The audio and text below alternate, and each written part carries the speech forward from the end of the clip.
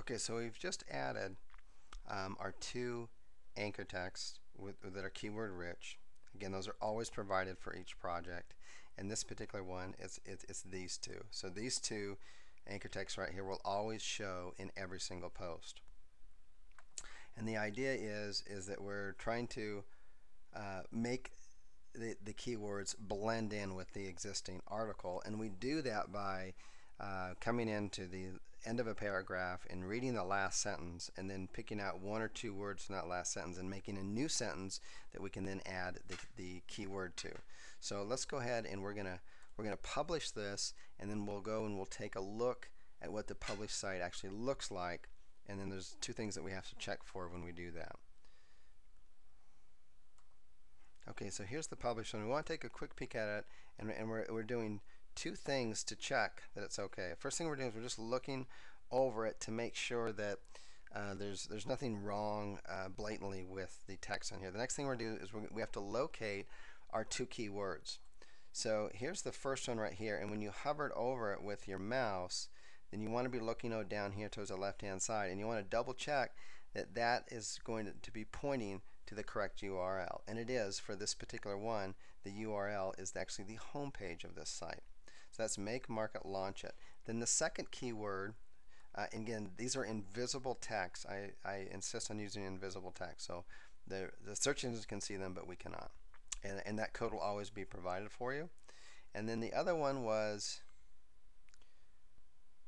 right down here. So if we just hover over it, this is make, market, launch it, bonus, and we just check down here in the lower left hand corner to make sure that we got it correctly and then the anchor text is working. So that site is almost complete. So what we do is that we'll just take the URL, this is the new URL right here, we'll just take that and control copy, and then we go back to the master folder for this particular site.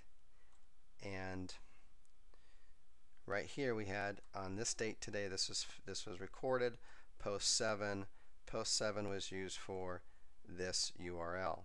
Okay, so we're going to do this one more time, and as another example, we're just going to go over this one more time to make sure that there's no misunderstandings here. So I'm going to add a second post here to the same website, and this time it's going to be, if you look at the order up here that these are, if you look at the pattern, the next post would be post 7a. So I'm going to now go into the folder for this particular